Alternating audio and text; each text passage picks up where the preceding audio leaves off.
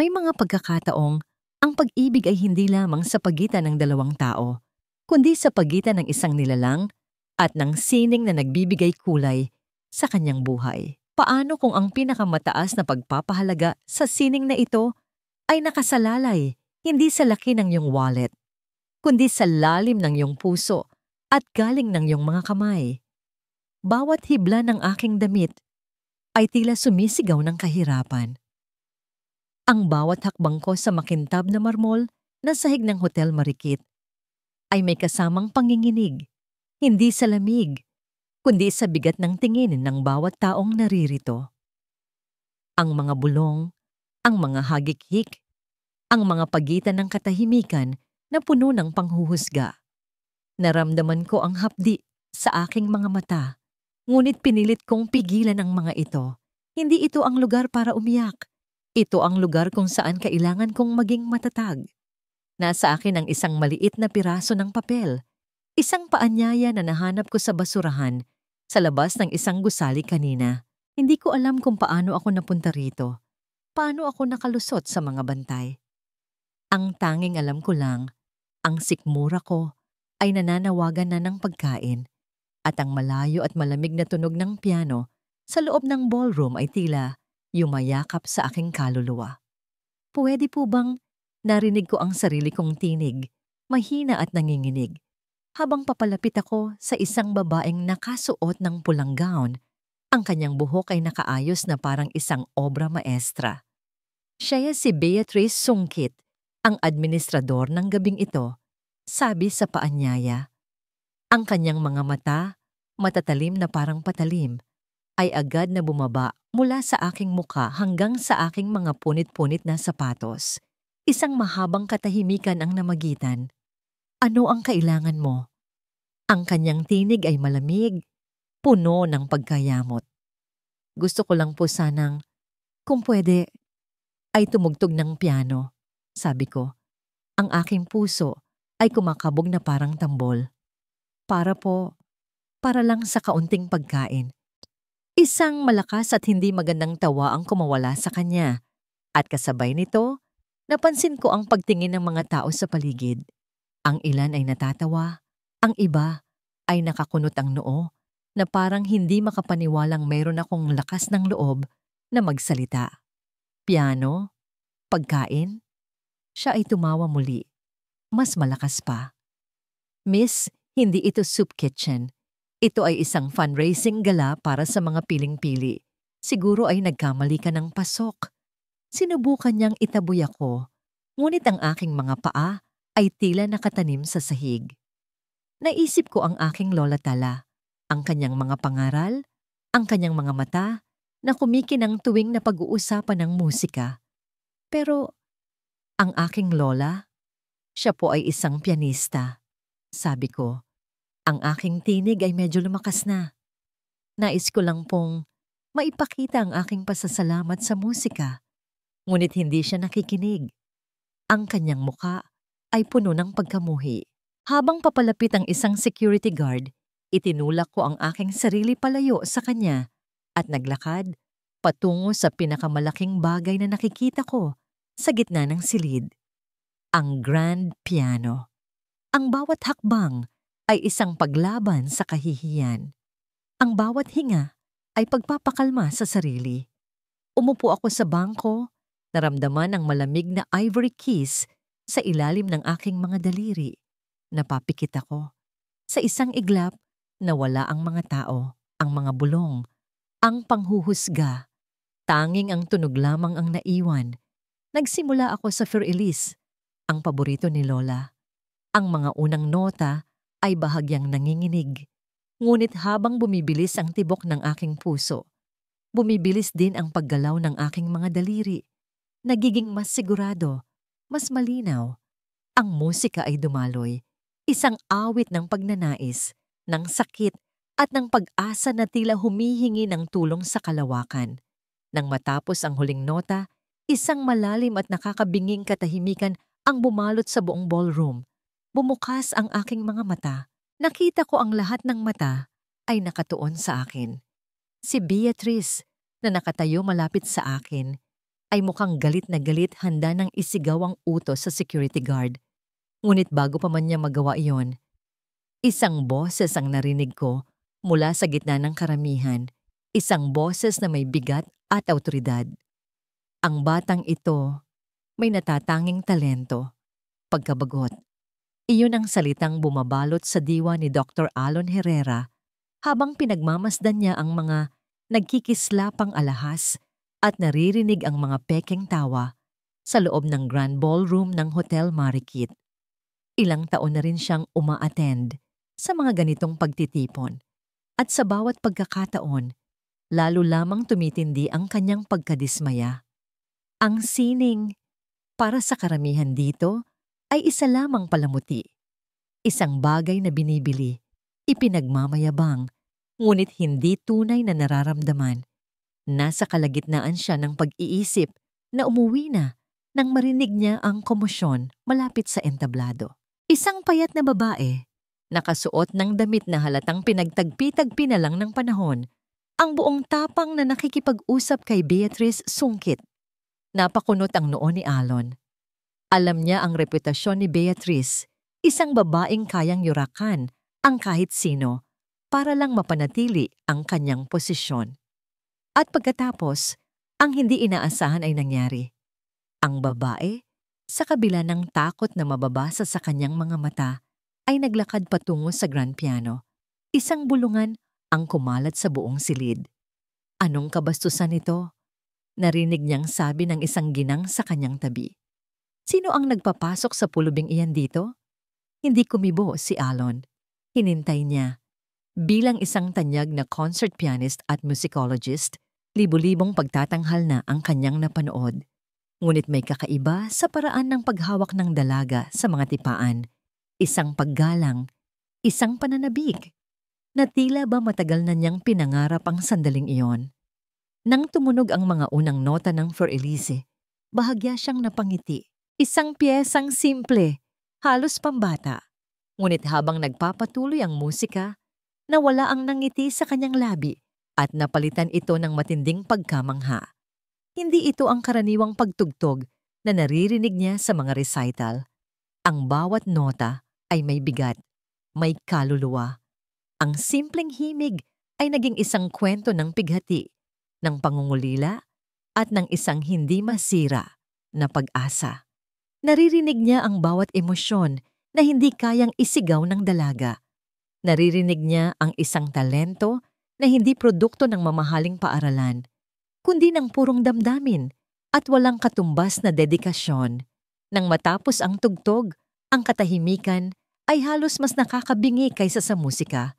Nakita ni Alon ang nag-aapoy na galit sa mga mata ni Beatrice, handa nang ipahiya at palayasin ang dalaga. At sa sandaling iyon, isang bagay sa loob ni Alon ang nagising. Isang damdamin ng proteksyon, isang galit sa kawalang katarungan na matagal na niyang kinikimkim. Bago pa man makasigaw si Beatrice, lumakad si Alon papalapit. Ang kanyang mga yabag ay mabibigat at may awtoridad. Tumayo siya sa pagitan ni Beatrice at ng dalaga na ngayon ay nakayuko at nanginginig. Ang talento ginang sungkit ay hindi nasusukat sa tatak ng damit. Mariin ngunit mahinahon niyang sabi. Ang kanyang boses ay hindi malakas, ngunit sapat na para marinig ng lahat sa paligid. Natigilan si Beatrice, ang galit sa kanyang muka ay napalitan ng pagkabigla ng makilala kung sino ang nagsalita. Dr. Herrera, hindi ko po alam na... Ang narinig ninyong lahat. Pagpapatuloy ni Alon, ang kanyang tingin ay lumibopot sa mga nagbubulungang bisita. Ay hindi ingay. Ito ay sining sa kanyang pinakadalisay na anyo, isang bagay na bihira nang marinig sa mga bulwagang tulad nito. Ilang sandali pa nang nakabibinging katahimikan bago dahan-dahang may pumalakpak. Sinundan ito ng isa pa at isa pa hanggang sa ang buong ballroom ay napuno ng palakpakan. Ang ilan ay dahil sa hiya. Ang iba ay dahil sa tunay na paghanga. Binaling ni Alon ang kanyang pansin sa dalaga na hanggang ngayon ay hindi makapaniwalang nakatingin sa kanya. Lumuhod siya ng bahagya para magpantay ang kanilang mga mata. "Magaling," sabi niya. Isang ngiti ang sumilay sa kanyang mga labi. "Magaling ang ginawa mo. Huwag kang matakot." Nakita niya ang pagtulo ng luha mula sa mga mata nito. "Sa salamat po," halos pabulong nitong sabi. "Ano ang pangalan mo?" "Hija?" tanong niya. "Liliwayway po. Liwayway Amaran." "Isang magandang pangalan," sabi ni Alon. "Liwayway, simbolo ng bagong umaga. Sabihin mo sa akin, Liwayway, saan mo natutunan ang ganoong klaseng pagtugtog?" Nag-atubili si Liwayway. "Sa lola ko po. Si Lola Talareyes po. Tinuruan niya po ako sa lumang piano namin sa bahay." Talareyes. Tila pamilyar ang pangalang iyon. Isang alaala mula sa malayong nakaraan, ngunit hindi niya matukoy kung saan narinig. Tumayo si Alon at hinarap ang dalaga. Nakita niya ang potensyal, ang brilyanteng kailangan lang hasain. At bigla, ang proyektong matagal na niyang pinag-iisipan ay nagkaroon ng mukha. "Liwayway," sabi niya. Ang kanyang boses ay puno ng bagong sigla. "Nagtatrabaho ako kasama ang PBS para sa isang documentary, isang pelikula tungkol sa mga natatagong talento at ang kapangyarihan ng sining na lagpasan ang anumang antas sa buhay. Sa tingin ko, ang iyong kwento ay isang bagay na kailangang marinig ng mundo." Gulat. Iyon ang tanging mababasa sa mukha ni Liwayway. Tumingin ito sa kanya. Pagkatapos ay sa mga taong nakapaligid at pabalik sa kanya. Ang pag-aalangan ay malinaw sa kanyang mga mata. Ngunit sa likod ng takot, nakita ni Alon ang isang maliit na ningas ng pag-asa. Ang parehong pag-asa na narinig niya sa kanyang musika. "Gusto mo bang maging bahagi nito?" tanong ni Alon. Isang mahabang katahimikan ang namayani habang pinoproseso ni Liwayway ang lahat. Pagkatapos, sa isang halos hindi marinig na tinig, isang sagot ang lumabas sa kanyang mga labi. Isang salita na magbabago sa takbo ng kanilang mga buhay. "O, opo." Ang liwanag mula sa ilaw ng kamera ay nakakasilaw, mas nakakakaba pa kaysa sa tingin ng daan-daang tao sa Hotel Marikit. 3 araw na ang nakalipas mula sa gabing iyon, ngunit ang bawat sandali ay malinaw pa rin sa aking isipan. Ang lamig ng marmol na sahig, ang pait sa boses ni Beatrice Songkit, at ang init ng pag-asa na dala ng tinig ni Dr. Alon Herrera. Ngayon, narito ako sa isang maliit na studio. Kaharap si Direk Manny, ang direktor ng dokumentaryo ng PBS. Siya ay isang lalaking may malumanay na ngiti at mga matang puno ng pag-unawa. Ngunit hindi pa rin ito maalis ang panginginig ng aking mga kamay na nakapatong sa aking kandungan. "Okay, Liwayway, relax ka lang," sabi ni Direk Manny. "Kwentuhan lang tayo, walang tama o maling sagot. Gusto lang naming marinig ang iyong kwento." Tumango ako. Kahit pakiramdam ko ay may buhol sa aking lalamunan. Nagsimula ang mga tanong tungkol sa aking pagkabata, sa buhay sa baryo Sinagtala, sa kahirapan. Bawat sagot ko ay maikli at nanginginig. Ngunit nang itanong niya ang tungkol kay Lola Tala, tila may nagbago. "Si Lola po. Siya ang lahat sa akin." Nagsimula ako, at sa pagbanggit pa lang ng kanyang pangalan, ang mga alaala ay bumuhos na parang agos ng ilog. Hindi lang po niya ako tinuruang magpiano, tinuruan niya po akong mangarap sa pamamagitan ng musika. Sabi niya, ang bawat tipa ay isang salita. Ang bawat kanta ay isang kwento. Kahit daw po walang nakikinig, basta't naririnig ng puso mo, iyon ang pinakamahalaga. Habang nagkukwento ako, hindi ko na malaya na nawala na ang aking kaba. Ang nasa isip ko na lang ay ang mga ngiti ni Lola, ang init ng kanyang mga kamay habang ginagabayan ang aking mga daliri sa mga tipaan, at ang lungkot sa kanyang mga mata tuwing tinititigan niya ang luma naming piano. Kinabukasan, ang crew ay sumama sa akin pabalik sa aming munting bahay. Ang kaibahan ng aming masikip na sala sa malawak na ballroom ng marikit ay parang langit at lupa. Sa gitna ng lahat, naroon ang luma naming piano. Ang pintura ay tuklap-tuklap na. Ang ilang tipa ay hindi na tumutunog. Ngunit para sa akin, ito ang pinakamahalagang kayamanan sa mundo. Dito po ako natuto. Sabi ko sa kanila habang hinahaplos ang mga gasgas sa kahoy. Can you play something for us? Kung ano lang ang gusto mo. Pakiusap ni Direk Manny.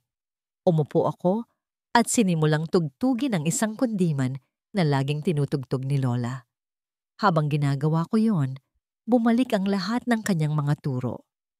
Damhin mo ang bawat nota, liwayway. Hayaan mong ang daliri mo ang maging tagapagsalita ng iyong kaluluwa.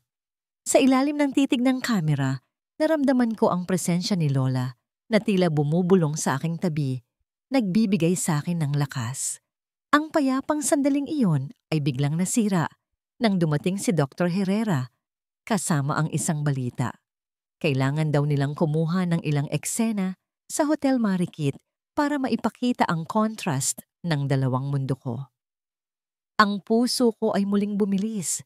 Ang bumalik sa lugar na yon ay parang pagbabalik sa isang masamang panaginip at hindi nga ako nagkamali. Pagdating namin sa hotel, agad kaming sinalubong ni Beatrice Songkit. Ang kanyang mukha ay kasing tigas ng marmol. Anong ginagawa ninyo rito? Lalo ka na, sabi niya. Ang kanyang tingin ay tumutusok sa akin. May pahintulot kami mula sa management, Ginang Sungkit. Mahinahong sagot ni Dr. Herrera na nakatayo sa aking tabi. Ngumisi si Beatrice. Oo, ang proyekto ninyo. Isang charity case na ginagawang bituin. Tumingin siya sa akin mula ulo hanggang paa. Mag-ingat ka, iha. Ang mabilis na pag-angat ay masakit na pagbagsak ang katapat. Baka isang araw, bumalik ka rin sa basurahan kung saan ka nararapat. Bawat salita niya ay parang laso na gumagapang sa aking balat. Naramdaman ko ang pagnanais na tumakbo, na magtago. Ngunit nang makita ko ang matatag na ekspresyon sa mukha ni Dr. Herrera at ang tahimik na pag-record ng kamera, isang bagong tapang ang umusbong sa akin. Hindi ako nag-iisa ngayon. Maraming salamat po sa payo, Ginang Sungkit. Sagot ko, sinisikap na itago ang panginginig sa aking boses. Pero mas naniniwala po ako sa turo ng lola ko.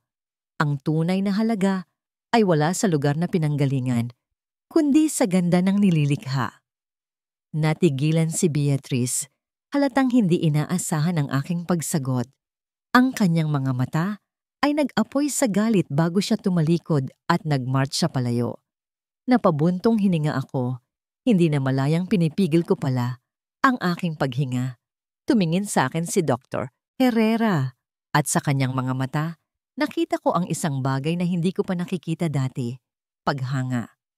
Kinagabihan, habang tinutulungan ko si Direk Manny na maghanap ng mga lumang gamit ni Lola para sa set, isang makapal at maalikabok na photo album ang nahulog mula sa baul. Pinagpag ko ito at binuklat. Mga larawan ni Lola noong kanyang kabataan. Napakaganda niya. Ang kanyang mga mata ay puno ng pangarap. Habang inililipat ko ang mga pahina, isang partikular na larawan ang kumuha ng aking atensyon. Isang grupo ng mga batang musikero nakatayo sa harap ng isang music hall. Nandoon si Lola, nakangiti. At sa gilid ng grupo, bahagyang natatakpan ng anino, ay isang pamilyar na mukha. Isang babaeng mas bata, may ibang ayos ng buhok, ngunit ang matatalim na mata at ang mapagmataas na tindig ay hindi maipagkakaila. Nanlamig ang aking buong katawan. Kinuha ko ang litrato at inilapit ito sa ilaw.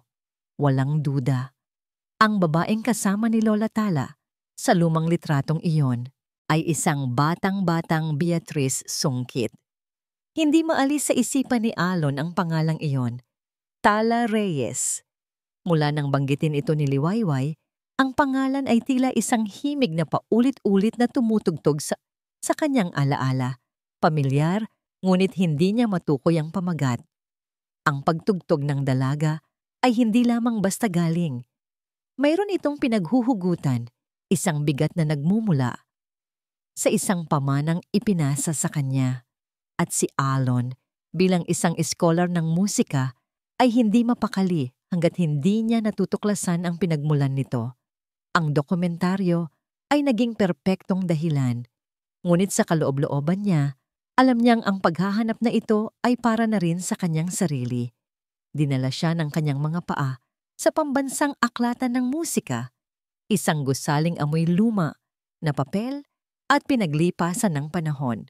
Sa archive section, sa gitna ng mga maalikabok na kahon at nagkakalansag na mga pahina, sinimulan niya ang kanyang paghahanap.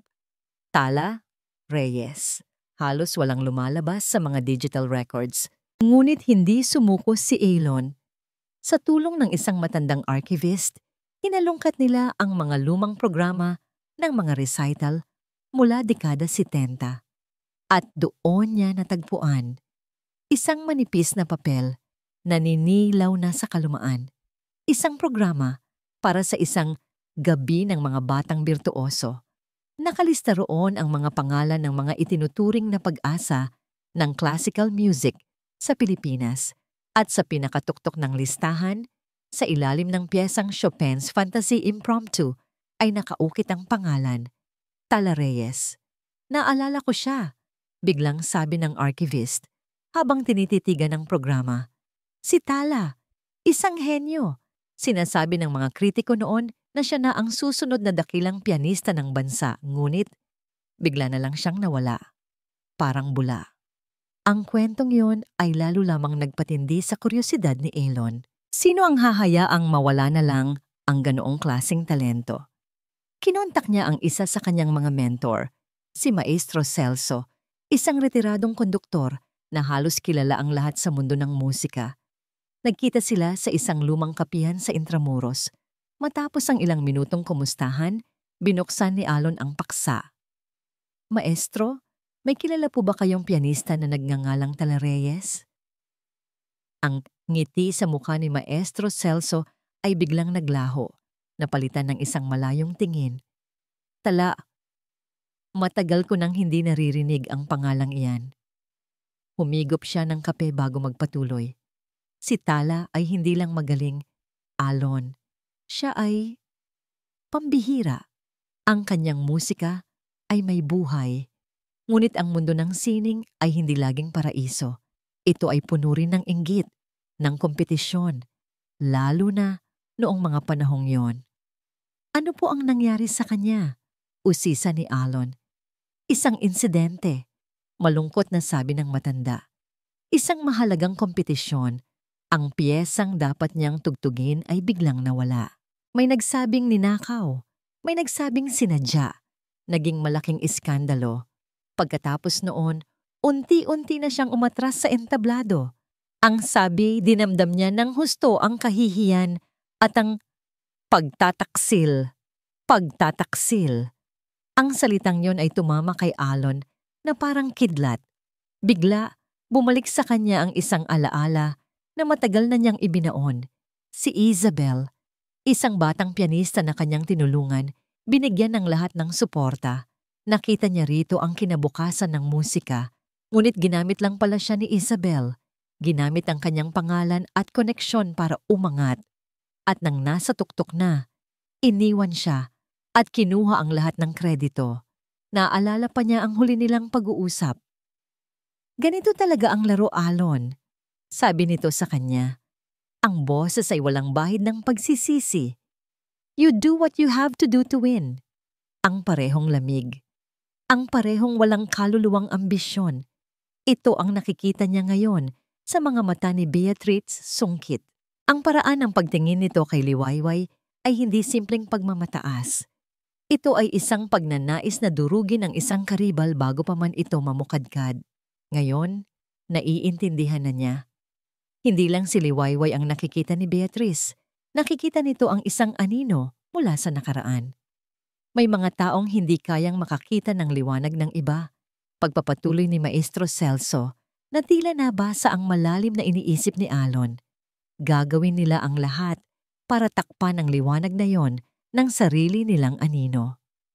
Tumayo na si Maestro Celso para umalis, ngunit bago siya tuluyang lumakad, huminto siya.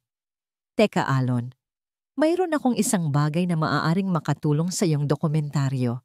Itinago ko ang ilang mga lumang sulat at memorabilia mula sa mga kaibigan ko noon. Baka meron doong kay Tala. Kinabukasan, isang maliit na sobre ang dumating sa opisina ni Alon. Sa loob, naroon ang ilang mga lumang artikulo tungkol kay Tala Reyes at isang sulat kamay na liham na nakatupi ng maingat. Ang sulat ay para sa isang kaibigan. Nanginginig ang kamay ni Alon habang binabasa niya ang mga salita ni Tala na isinulat ilang linggo matapos ang insidente sa kompetisyon. Hindi ang pagkatalo ang masakit, Elia. Ang masakit ay malaman na ang taong akala mo'y humahanga sa'yo ay siya palang may pinakamatinding inggit. Ang kanyang mga ngiti ay may lason. Ang kanyang mga papuri ay may kasamang sumpa. Paano ako lalaban kung ang kalaban ko ay nagtatago sa likod ng maskara ng isang kaibigan? Ngunit ang huling pangungusap ang nagpatigil sa paghinga ni Alon. Hindi ko siya papangalanan, ngunit dalangin kong hindi na muling makasakit ang kanyang pamilya ng isa pang kaluluwang ang tanging nais ay lumikha ng musika. Ang kanyang pamilya. Biglang nag-ugnay ang lahat sa kanyang isipan. Ang litratong nakita ni Liwayway, ang galit ni Beatrice, ang sinasabi ng liham. Hindi na ito tungkol sa isang matagal nang nawalang talento. Ito ay tungkol sa isang anino ng nakaraan na bumalik para maningil. At si Liwayway, nang hindi niya namamalayan, ay nasa gitna ng lahat ng ito. Nakatitig si Beatrice sa kanyang mamahaling tablet, ngunit hindi ang mga numero sa financial reports ang kanyang nakikita. Ang nasa screen ay isang online article mula sa isang sikat na society blog. Dr. Alon Herrera, natagpuan na ba ang kanyang bagong protehida? At sa ilalim ng headline, naroon ang isang larawan, isang candid shot na kuha sa lobby ng Hotel Marikit. Si Alon Herrera, nakatayo na tila isang pader na bakal, habang nasa likod niya ang payat at gusgusing figura ni Liwayway Amaran. Ang pangalan ay bago sa pandinig ni Beatrice, ngunit ang mukha, lalo na ang mga mata. Mayroon itong anino ng isang taong matagal na niyang sinumpa sa kanyang isipan. Amaran, bulong niya sa sarili. Ang kanyang mga daliri ay humigpit sa hawak na stylus pen. Isang apelyidong walang kwenta. Ngunit ang dugo. Isang pagdududa ang pumasok sa kanyang isip, isang hinala na malamig pa sa yelo. Pinatay niya ang report at binuksan ang isang private browser. Nanginginig ang kanyang mga kamay habang tinatype niya ang pangalan na yon. Ang pangalan na kinamumuhian ng kanyang ina. Ang pangalan na naging lason sa kanilang pamilya sa loob ng maraming taon. Tala Reyes. Libo-libong resulta ang lumabas. Ngunit isang lumang blog post mula sa isang music enthusiast ang kumuha ng kanyang pansin. Isang entry tungkol sa mga nawawalang talento ng OPM at naroon isang luma at medyo malabong larawan ni Tala Reyes noong kanyang kabataan nakangiti sa tabi ng isang piano. Sa ibaba, isang komento mula 10 taon na ang nakalipas. Napakasayang na talento. Naging kapitbahay namin sila sa baryo Sinagtala. Mayroon siyang isang apo, isang maliit na batang babae na laging nakasunod sa kanya. Liwayway yata ang pangalan. Liwayway. Binitawan ni Beatrice ang stylus. Tumama ito sa mamahaling lamesa na may malakas na kalansing. Ito na. Ang multo ng nakaraan ay nagbalik.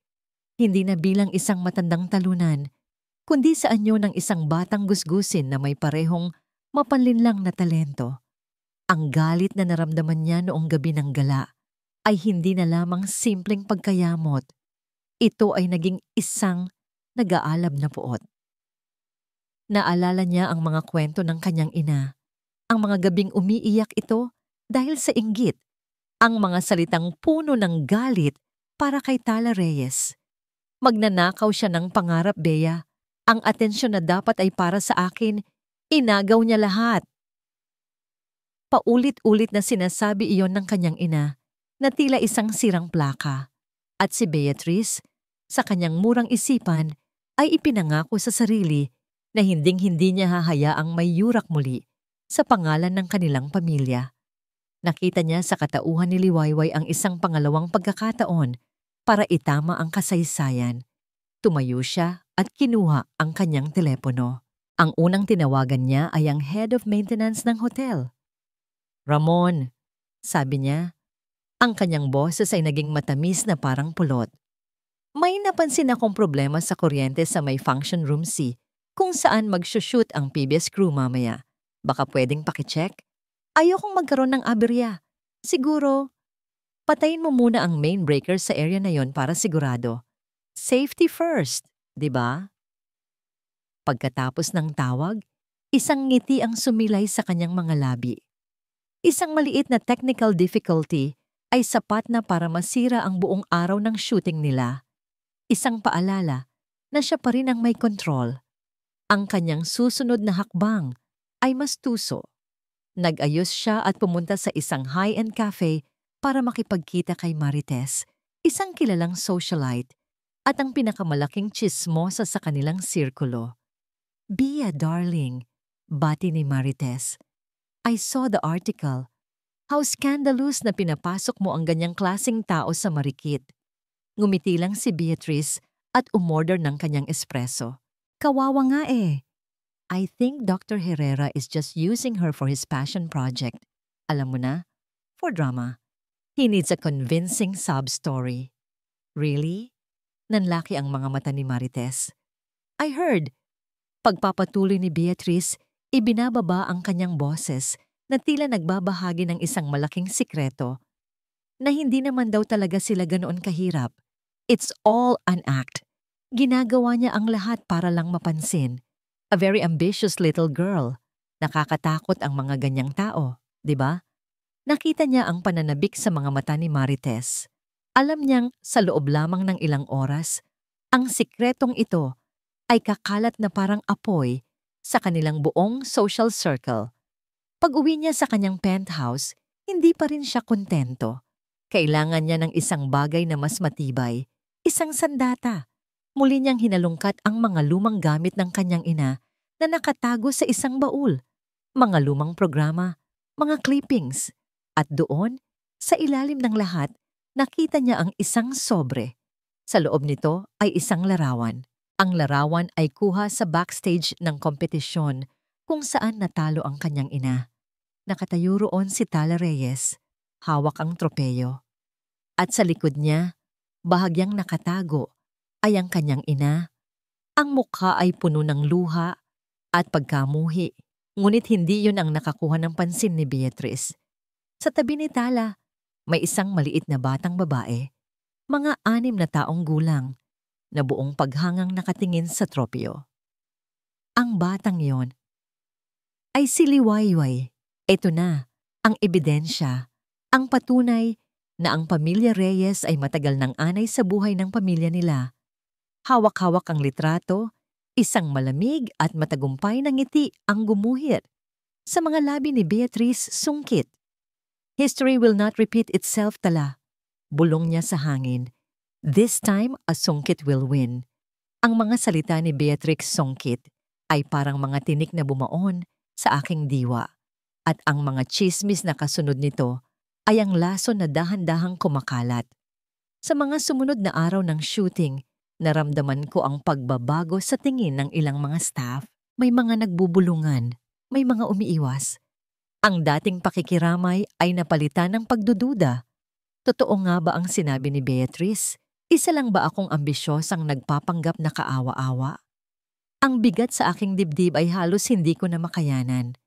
Ang tanging kanlungan ko ay ang aming munting bahay at ang tanging kausap ko ay ang katahimikan. Isang hapon, habang pinagmamasdan ko ang mga film crew na nagliligpit ng kanilang gamit, napadpad ang aking tingin sa luma naming piano sa sulok. Ang puso ng aming tahanan, ang puso ni Lola Tala. Naramdaman ko ang isang matinding pangungulila. Nilapitan ko ito. Ang alikabok sa ibabaw nito ay tila kumot na nagtatago sa masasayang alaala. Kumuha ako ng basahan at dahan-dahan itong pinunasan. Bawat haplos ko sa naninilaw na mga tipa ay isang pagbabalik tanaw. Dito unang itinuro ni Lola ang Twinkle Twinkle Little Star. Dito siya umiiyak habang tinutugtog ang mga malulungkot na kundiman. Dito niya sinabing ang musika ang magiging matalik kong kaibigan. Habang nililinis ko ang gilid nito, isang bahagi ng kahoy ang tila bahagyang umangat. Kakaiba. Hinaplos ko ito. Hindi ito gasgas. Isa itong siwang, halos hindi mapansin. Dahan-dahan, gamit ang aking mga kuko, sinubukan kong buksan ito. Isang maliit na pinto, isang lihim na kompartimento na kailanman ay hindi ipinakita sa akin ni Lola. Nanginginig ang aking mga kamay habang sinisilip ko ang loob. Naroon, nakatago sa dilim, ang dalawang bagay. Isang rolyo ng lumang papel na musika at isang maliit na bagay na kumikinang. Inilabas ko muna ang papel. Ito ay sulat kamay. Ang pamilyar na pagsulat ni Lola. Ngunit ang piyesa, hindi pamilyar, walang pamagat, at tila hindi pa tapos.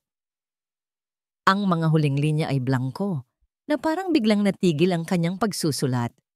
Ito ba ang kantang hindi na niya natapos? Ang kwentong hindi na niya naikwento? Niyakap ko ang papel. Pakiramdam ko, isang piraso ng kaluluwa ni Lola ang hawak ko. Sunod kong kinuha ang maliit na kumikinang na bagay. Isa itong brooch. Gawa sa pilak, hugis isang bulaklak ng sampagita na may maliliit na perlas sa gitna. Napakaganda, napakasimple.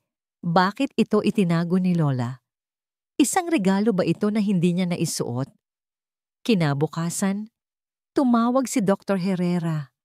Nais daw niya akong makausap, hindi bilang parte ng dokumentaryo, kundi bilang isang kaibigan. Nagkita kami sa kapehan ng Hiraya, isang maliit na coffee shop na malapit sa amin. Ang paborito kong lugar dahil sa pangalan nito, Pangarap. Kumusta ka, Liwayway? Tanong niya pagkaupo. Ang kanyang mga mata ay puno ng pag-aalala. Okay lang po. Pagsisinungaling ko. Nakarating na sa akin ang mga usap-usapan, sabi niya. At sa isang iglap, pakiramdam ko ay gumuho ang pader na aking itinatayo. Huwag mo silang pansinin. Ang inggit ay isang sakit. At si Beatrice's sungkit ay tila malubhana. Bakit po siya ganoon sa akin, Doktor? Herrera, hindi ko pong maintindihan. Huminga siya ng malalim. Dahil nakikita niya sa iyo ang lola mo. Ikinuwento niya sa akin ang kanyang mga natuklasan. Ang tungkol sa kompetisyon, ang tungkol sa reputasyon ni Lola Tala bilang isang henyo, at ang tungkol sa isang matinding kompetisyon na tila naging sanhi ng pag-atras ni Lola sa musika. Hindi ko pa alam ang lahat, Liwayway. Ngunit malinaw na ang galit ni Beatrice ay hindi para sa iyo. Ito ay isang galit na minana pa niya mula sa nakaraan. Habang nagsasalita siya, nakita ko ang isang pamilyar na pait sa kanyang mga mata. Mundo ng sining. Pagpapatuloy niya na tila nagsasalita sa sarili. Puno ito ng ganda. Ngunit puno rin ito ng mga taong handang manakit para sa sarili nilang liwanag. Minsan na rin akong nagtiwala ng lubos sa talento ng isang tao. Tinulungan ko siya, itinuring na pamilya. Ngunit sa huli, ginamit lang pala ako para sa kanyang sariling ambisyon. Hindi siya nagbigay ng detalye, ngunit naramdaman ko ang bigat ng kanyang pinagdaanan. Sa sandaling iyon, hindi na siya ang tanyag na Dr. Alon Herrera. Siya ay isang taong nasaktan, katulad ko. Umuwi ako nang may mas malinaw na isipan, ngunit mas mabigat na puso. Ang laban na ito ay hindi lang pala para sa akin. Para ring ito sa alaala ni Lola. Umupo ako sa aking kama at muling inilabas ang mga bagay mula sa lihim na kompartimento, ang kantang hindi tapos at ang brooch. Pinagmasdan ko itong mabuti sa ilalim ng ilaw ng aking lampara. Ang pilak na sampagwita, ang maliliit na perlas, napakadelikado ng pagkakagawa. At bigla, isang imahe ang pumasok sa aking isipan na parang kidlat. Ang gabi ng gala. Si Beatrice sungkit, nakatayo sa ilalim ng chandelier, ang kanyang pulang gown. Sa kanyang dibdib, bahagyang natatatakpan ng kanyang alampay, merong isang bagay na kumikinang. Hindi ko ito pinansin noon, masyado akong abala sa takot at kahihiyan. Ngunit ngayon, malinaw na malinaw sa aking isipan, ang brooch na yon, ang disenyo, ang kislap, parehong-pareho. Naalala ko kung paano niya biglang inayos ang kanyang alampay para takpan ito nang mapalapit ako sa kanya. Ang brooch na itinago ng lola ko sa puso ng kanyang piano ay ang parehong brooch na isinusuot ng babaeng may pinakamatinding galit sa akin sa buong mundo. Ang brooch. Nang ikwento sa kanya ni Liwayway ang tungkol sa sampagitang brooch, naramdaman ni Alon na hawak na niya ang dulo ng isang sinulid na matagal nang gusot. Hindi ito maaaring maging isang simpleng pagkakataon. Isang brooch na itinago ni Tala sa loob ng kanyang piano at isang kaparehong brooch na isinusuot ni Beatrice, mayroon itong ibig sabihin, isang lihim na nag-uugnay sa dalawang babae, sa dalawang henerasyon ng puot. Kailangan niyang balikan ang nag-iisang taong maaaring may hawak ng buong kwento, si Maestro Celso. Muli silang nagkita sa parehong kapihan sa Intramuros. Sa pagkakataong ito, may dalang isang maliit na baul ang matandang konduktor. Nang tumawag ka, Alon, sabi ng maestro, hinalungkat kong muli ang aking mga lumang alaala. Alam kong meron akong itinago. At heto na nga. Ibinuklat ni Maestro Celso ang baul. Sa loob ay mga larawan at mga lumang pahayagan. Itinuro niya ang isang larawan ng isang grupo ng mga kabataang musikero. Ito ang batch nila, Tala. Sabi niya, mga pangarap na umaapaw. Nakita ni Alon si Tala Reyes, nakangiti at puno ng buhay, at sa gilid, isang babae na may matalim na tingin at mapagkumpetensyang nangiti. Sino po siya? Tanong ni Alon. Siya si Amalia Sungkit, sagot ng maestro. Ang ina ni Beatrice. Magaling din siyang pianista, ngunit palagi siyang pangalawa kay Tala. Nasa anino siya palagi, at kinain siya ng inggit na yon. Ito na, ang koneksyon. Maestro, may alam po ba kayo tungkol sa isang sampagita brooch? Ang mukha ni Maestro Celso ay biglang napuno ng lungkot. Ang brooch. Ang simbolo ng kanilang pagkakaibigan at ng kanilang pagtatapos. Ikinuwento ng maestro ang lahat. Si Tala at Amalia ay matalik na magkaibigan noong una. Ipinagawa pa nila ang dalawang magkaparehong brooch bilang simbolo ng kanilang pangarap na sabay na aangat sa mundo ng musika. Ngunit habang mas lumiliwanag ang bituin ni Tala, mas lumalalim ang anino kung nasaan si Amalia. Ang insidente sa kompetisyon, pagpapatuloy ng maestro, hindi lang nawala ang piyesa ni Tala. Ang piyesang yon ay natagpuan sa bag ni Amalia, ngunit iginiit niyang itinanim lang iyon doon. Walang napatunayan. Si Tala, dahil sa kahihiyan at sakit na dulot ng pagtataksil ng matalik na kaibigan, ay tuluyan ng umatras. At si Amalia, bagamat hindi napatunayang nagkasala, ay binansagang mga agaw. Nasira silang pareho. Huminto ang maestro at kinuha ang isang lumang dyaryo. Ngunit may isang bagay na hindi alam ng marami. Si Amalia ay hindi nag-iisa. Palagi niyang kasama ang kanyang anak na babae sa bawat ensayo, sa bawat kompetisyon. Isang batang babae na sinaksak niya sa isipan na ang pagiging pangalawa ay isang kasalanan. Isang batang babae na nasaksihan ang lahat ng inggit at pait ng kanyang ina. Ipinakita niya ang isang larawan sa dyaryo. Kuha ito matapos ang kontrobersyal na kompetisyon. Nakatayo si Amalia, ang muka ay galit, at sa kanyang tabi, hawak ang kanyang kamay, ay isang maliit na batang babae na may mga matang puno ng hinanakit, si Beatrice. Lumaki si Beatrice sa anino ng kabiguan ng kanyang ina, sabi ni Alon na tila kinakausap ang sarili. Ang galit niya kay Liwayway ay galit niya para kay Tala, isang paghihiganti na ipinamana sa kanya. At mas malala pa, Alon, dagdag ng maestro. Natuklasan ko sa mga lumang papeles na sinubukan ni Amalia na bilhin ang copyright ng ilang mga komposisyon ni Tala na hindi pa nailalathala. Pagkatapos nitong magretiro, gusto niyang angkinin ang mga ito, ngunit tumanggi si Tala.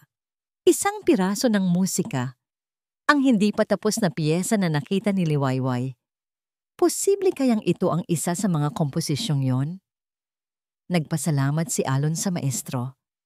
Habang nagmamaneho siya pabalik sa studio ng PBS, ang lahat ng piraso ng palaisipan ay nabubuo na sa kanyang isipan. Ang galit, ang brooch, ang minanang paghihiganti. Pagdating niya sa studio, sinalubong siya ng editor ng dokumentaryo. Dr. Herrera, mayroon kaming problema, pero baka isa rin itong oportunidad.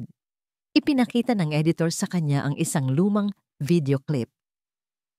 Bahagi ito ng mga stock footage na binili namin para sa historical context ng gaasan ng music scene noong 70s. Isang interview sa isang batang pianista. Panoorin niyo po. Pinindot niya ang play. Isang batang Amalia Sungkit ang nasa screen. Ang kanyang boses ay puno ng pilit na tamis. Si Tala ay isang magaling na kaibigan. Sabi nito sa reporter, palagi ko siyang sinusuportahan. Ang tagumpay niya ay tagumpay ko na rin. Ngunit pagkatapos ng interview, hindi agad pinutol ng cameraman ang pag-record. Sa huling 5 segundo ng clip, nakita si Amalia na bumaling sa kanyang anak na nasa gilid. Ang ngiti sa kanyang muka ay nawala, napalitan ng pait. Nakita mo yon, Bea? Bulong ni Amalia sa bata. Hindi alam na nakukunan pa rin sila. Ganyan ang pag-arte. Balang araw, matututunan mong talunin ang mga katulad niya. Hindi sa entablado, kundi sa totoong buhay. Tandaan mo, ang pamilya natin ay hindi ipinanganak para maging pangalawa. Napahinto sa paghinga si Alon. Ito na, ang smoking gun, ang katotohanang matagal nang nakatago sa likod ng musika. Ang video clip na ito, isang aksidenteng nakuha ng panahon, ang siyang babasag sa maskara na matagal nang isinusuot ng pamilya Sungkit. Tumingin siya sa editor. Ihanda mo ang clip na to, sabi niya. Ang kanyang boses ay matatag at puno ng determinasyon. Gagamitin natin ito. Panahon na para marinig ng lahat ang tunay na musika sa likod ng lahat ng ingay na ito. Ang katahimikan sa loob ng editing suite ng PBS ay mas matindi pa kaysa sa katahimikang bumalot sa Hotel Marikit matapos kong tumugtog. Nakaupo ako sa pagitan ni Dr. Herrera at Direk Manny. Ang aming mga mata ay nakatutok sa screen kung saan paulit-ulit na pinapalabas ang maikling video clip ni Amalia Sungkit. Tandaan mo, ang pamilya natin ay hindi ipinanganak para maging pangalawa. Ang bawat salita ay parang laso na tumatagos sa aking pandinig. Ang bawat pantig ay isang paliwanag sa lahat ng galit, sa lahat ng pangmamaliit na ipinadama sa akin ni Beatrice. Hindi pala ako ang kinamumuhian niya. Ang kinamumuhian niya ay ang anino ng aking lola. Ako ay isang paalala lamang ng isang sugat na hindi kailanman naghilom. Ito na ang magpapatunay sa lahat, Liwayway. Basag ni Direk Manny sa katahimikan.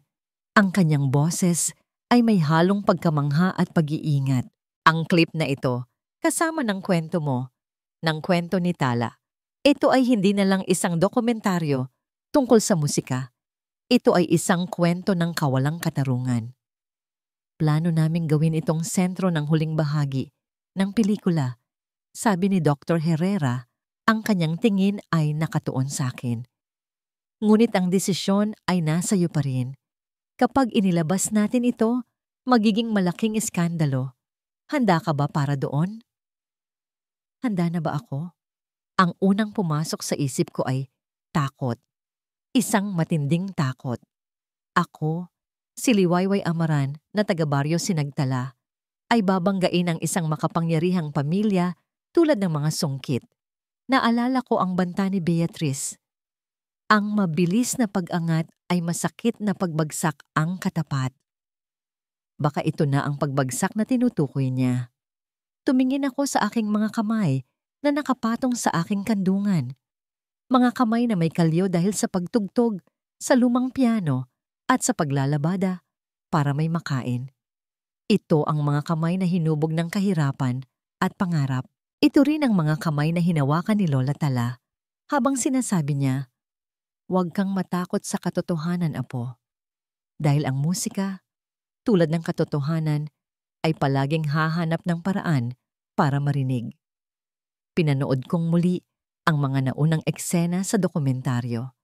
Ang sarili ko, gusgusin at takot, na humihingi ng pagkain kapalit ng musika. Nakita ko ang pangungutya sa mga mata ng mga mayayaman. Narinig kong muli ang tawa ni Beatrice. Ang sakit ay bumalik, sariwa at matalim. Ngunit sa pagkakataong ito, may kasama na itong galit. Isang matuwid na galit. "Direk," sabi ko, ang aking boses ay hindi na nanginginig. Noong gabing iyon sa hotel, naramdaman ko pong hinubaran nila ako ng dignidad. Tinanggal nila ang halaga ko bilang tao at ginawa akong isang pulubi na nagmamakaawa. Pero hindi po nila alam, ang tanging hinihiling ko lang ay ang pagkakataong maiparinig ang musika ni Lola. Huminga ako ng malalim. Kung ang paglalabas po ng video na ito ay magbibigay ng boses, hindi lang sa akin, kundi sa alaala ng lola ko at sa lahat ng mga artistang minamaliit dahil sa kanilang estado sa buhay. Kung maipapakita po nito na ang talento ay hindi nabibili at ang katotohanan ay hindi na itatago. Kung ganoon po, tumingin ako ng diretso sa mga mata ni Dr. Herrera. Handa na po ako. Isang linggo ang mabilis na lumipas. Ang balita tungkol sa nalalapit na special screening ng dokumentaryo ng PBS ay kumalat na. Nakatanggap ako ng mga tawag mula sa mga hindi kilalang numero. Ang ilan ay nag-aalok ng pera para manahimik. Ang iba ay nagbabanta. Si Beatrice Sungkit, ayon kay Dr. Herrera, ay ginamit ang lahat ng kanyang koneksyon para ipatigil ang pagpapalabas nito. Ngunit nanindigan ang PBS. Sa gabi ng screening, habang inaayusan ako sa isang maliit na dressing room, naramdaman ko ang panunumbalik ng kaba.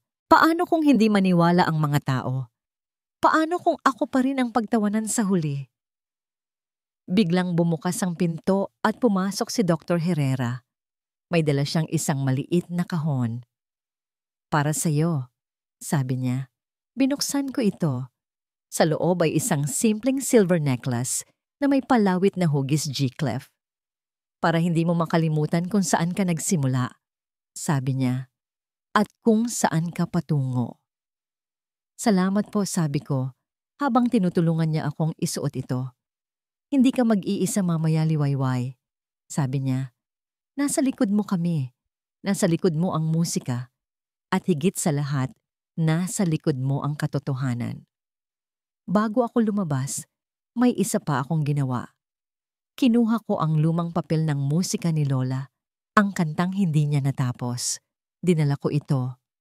Ngayong gabi, hindi lang ang kwento niya ang maririnig. Ang kanyang musika ay muling mabubuhay. Habang naglalakad ako sa pasilyo patungo sa auditorium, narinig ko ang bulungan ng mga tao. Nakita ko ang mga flash ng kamera. Ngunit sa pagkakataong ito, hindi na ako yumuko. Itinaas ko ang aking noo. Hindi na ako ang gusgusing dalaga mula sa Hotel Marikit. Ako si Liwayway Amaran, ang apo ni Tala Reyes, at handa na akong tumugtog. Ang auditorium ay puno ng mga taong nakasuot ng magagarang damit. Ang ilan sa kanila ay ang mga parehong mukha na kumutya sa akin sa Hotel Marikit. Ngunit ngayong gabi, Iba na ang pakiramdam. Ang kanilang mga mata ay hindi na puno ng panghuhusga, kundi ng matinding pag-aabang. Nakaupo ako sa unahang hilera sa tabi ni Dr. Herrera. Sa kabilang dulo ng hilera, nakita ko si Beatrice sungkit. Ang kanyang mukha ay isang perpektong maskara ng kalmadong pag-aangat. Ngunit ang mahigpit na pagkakahawak niya sa kanyang mamahaling clutch bag ay nagpapakita ng kanyang tunay na nararamdaman. Nagsimula ang dokumentaryo. Ang screen ay napuno ng imahe ng marangyang ballroom ng Marikit. Kasunod ang biglaang paglipat sa masikip naming eskinita sa baryo Sinagtala. Ang contrast ay malinaw at masakit.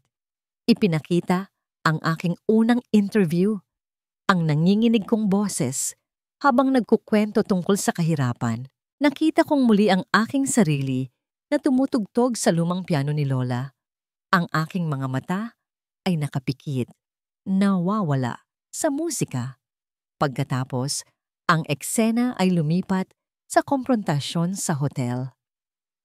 Ang matalas na boses ni Beatrice ay umalingaw-ngaw sa buong auditorium. Mag-ingat ka, iha. Ang mabilis na pag-angat ay masakit na pagbagsak ang katapat. Isang nakakabinging katahimikan ang namayani sa mga manonood.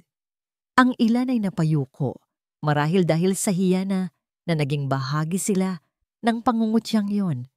Ang dokumentaryo ay nagpatuloy sa pagtalakay sa buhay ni Lola Tala, sa kanyang nawalang karera, sa misteryo ng kanyang pag-atras. At pagkatapos, ang sandaling hinihintay ng lahat, biglang naging itim at puti ang screen. Lumabas ang isang lumang footage mula dekada 70. Isang batang reporter ang kumakapanayam sa isang batang Amalia sungkit.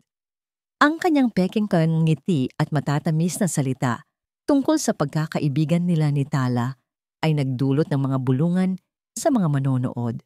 At pagkatapos, ang huling 5 segundo, ang pagkawala ng ngiti ni Amalia, ang kanyang pagbulong sa batang si Beatrice. Tandaan mo, ang pamilya natin ay hindi ipinanganak para maging pangalawa. Isang kolektibong paghinga ang naririnig sa buong auditorium. Tila huminto ang mundo. Ang sikretong matagal nang nakabaon ay ngayon ay nakahandusay na sa liwanag. Hubad at kahiya-hiya. Tumingin ako sa direksyon ni Beatrice. Ang kanyang maskara ay basag na. Ang kanyang muka ay maputlang-maputla. Ang kanyang mga mata ay nanlalaki sa gulat at galit. Ang kanyang mundo ay gumuho sa harap mismo ng mga taong dati niyang pinaghaharian. Nang matapos ang pelikula, walang pumalakpak. Ang lahat ay natulala. Pagkatapos, tinawag ako ng host sa entablado. Sa halip na magsalita, naglakad ako papunta sa grand piano na nakahanda sa gitna. Umupo ako. Inilagay ang lumang papel ng musika ni Lola sa music stand at huminga ng malalim. Ang musika, nagsimula ako, ang aking boses ay umalingaw-ngaw sa mikropono, malinaw at matatag. Ay isang kwento. Ngayong gabi, nais ko pong ibahagi sa inyo ang isang kwentong hindi natapos. Sinimulan kong tugtugin ang piyesa ni Lola. Ang mga unang nota ay puno ng pangarap at pag-asa, isang himig na masaya at magaan. Pagkatapos, dahan-dahang pumasok ang mga nota ng kalungkutan, ng pag-aalinlangan, na tila isang bagyong paparating.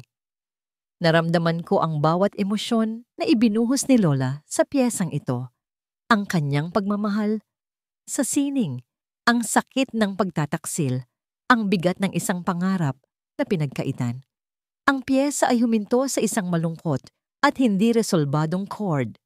Ang bahagi kung saan tumigil sa pagsulat si Lola. Huminga ako ng malalim.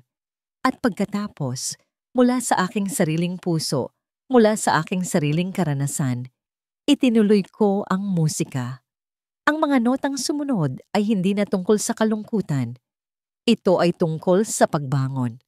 Ang himig ay naging mas malakas, mas matatag.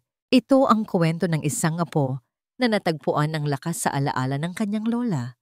Ito ang tunog ng pagpapatawad, hindi para sa mga nanakit, kundi para sa sariling kapayapaan.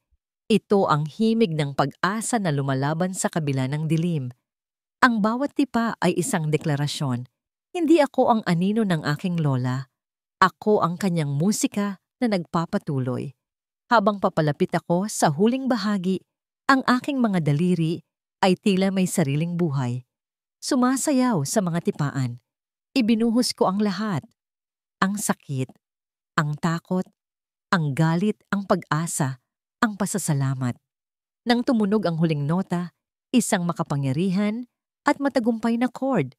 Ito ay nanatili sa hangin, yumayakap sa bawat sulok ng auditorium.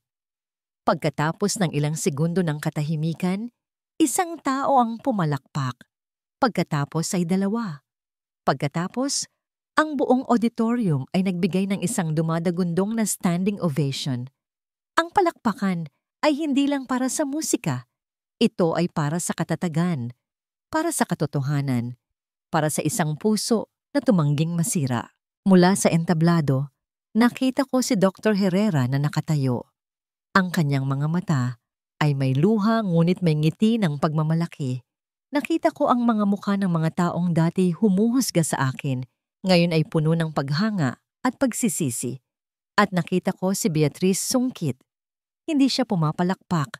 Nakatayo lang siya, natalo at nag-iisa sa gitna ng karamihan.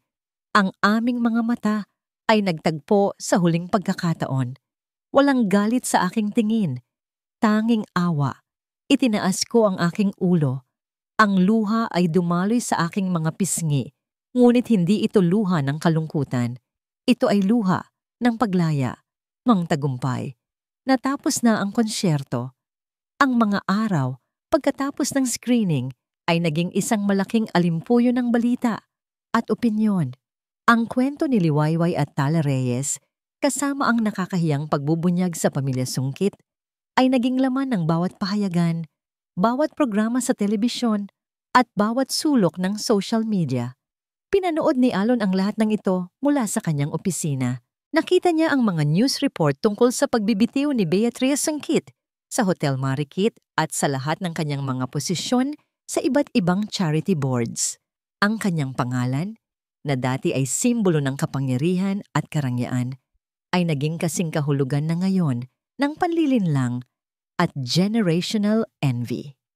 Habang papalabas ng hotel si Beatrice sa huling pagkakataon, kinuyog siya ng mga reporter. Walang bakas ng pagmamataas sa kanyang mukha, tanging pagod at pagkatalo. Sa isang iglap, nakaramdam si Alon ng awa, ngunit mabilis itong nawala. Ito ang kinahinatnan ng isang pusong piniling mabuhay sa anino ng galit. Sa kabilang banda, ang pangalan ni Liwayway Amaran ay sumikat na parang isang bagong tala sa kalangitan. Ang kanyang pagtugtog, ang kanyang kwento, ang kanyang katatagan ay naging inspirasyon.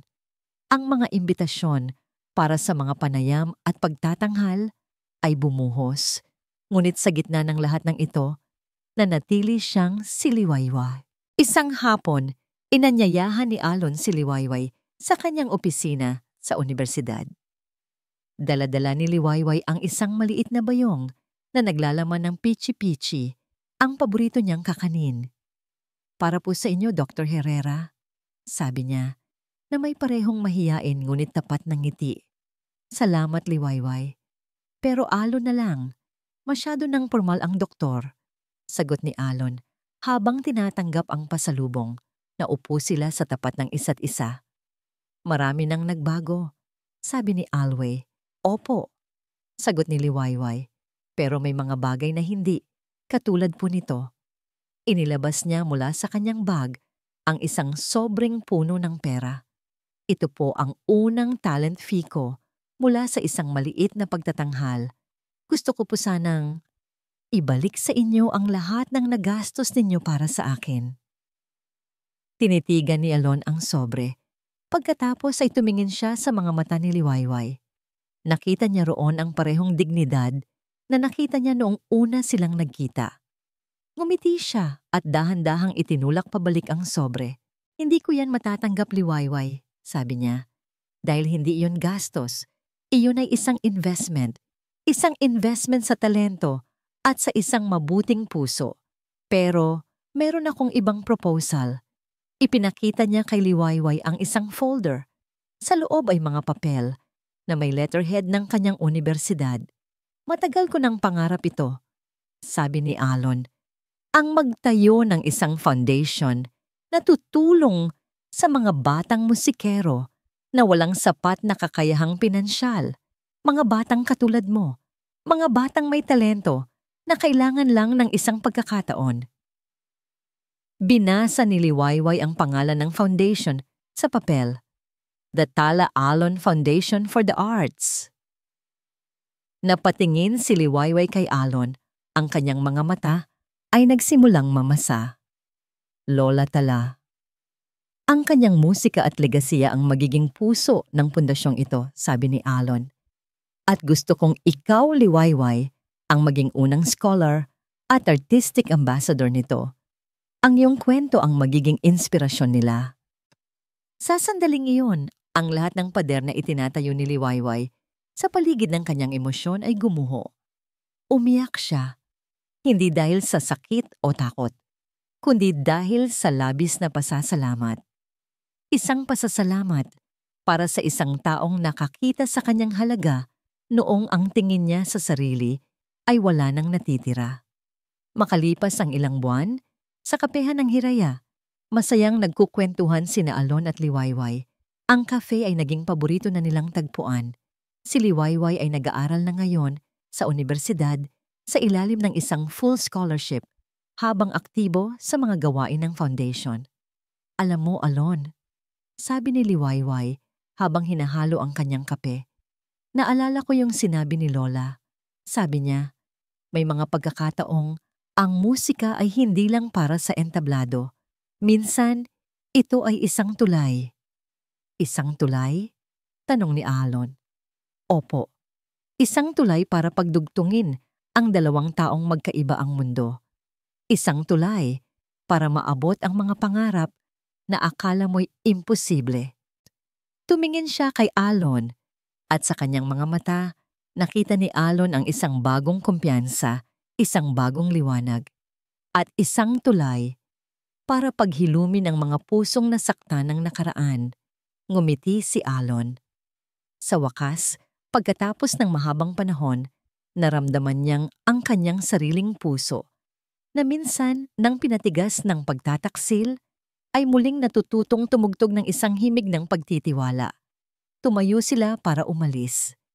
Sa labas ng cafe, sumisikat ang araw. Ang mga sinag nito ay ginintuan. Ito ay isang bagong umaga, isang bukang liwayway, at para sa kanila, ito ay simula pa lamang ng isang napakagandang musika. At dito nagtatapos ang makulay na kwento ni Liwayway at Alon. Mga minamahal kong tagapakinig, maraming salamat sa inyong walang sawang paglalakbay kasama ko sa bawat kabanata ng kwentong ito. Habang isinusulat ko ang bawat salita, tila naging kasama ninyo akong humanga sa katatagan ni Liwayway. Nainis sa mga kilos ni Beatrice at naniwala sa kabutihan ng puso ni Dr. Alon. Bawat emosyon nila ay naging bahagi na rin ng aking puso at isang karangalan para sa akin na maibahagi ang kanilang paglalakbay sa inyo. Ang kwentong ito ay isang paalala para sa ating lahat. Isang paalala na sa kabila ng mga mapanghusgang mata ng mundo, ang tunay nating halaga ay nananahan sa loob ng ating puso. Isang paalala na ang bawat isa sa atin ay may sariling musika, isang himig ng pangarap, pag-asa, at pag-ibig na walang sino man ang maaaring magnakaw o maliitin. At higit sa lahat, ito ay isang paalala na hindi pa huli ang lahat para bumangon, para magpatawad, at para simulan ang isang panibagong kabanata. Ngayong nabuklat na natin ang huling pahina, nais ko namang marinig ang inyong saloobin. Anong aral o damdamin ang iniwan sa inyo ng kwento ni Liwayway? Aling bahagi ang pinakatumatak sa inyong puso? Ang inyong mga komento ay magsisilbing musika naman sa aking mga tainga. Muli, Mula sa kaibuturan ng aking puso, maraming salamat sa inyong pakikinig. Kwentong Damdamin TV.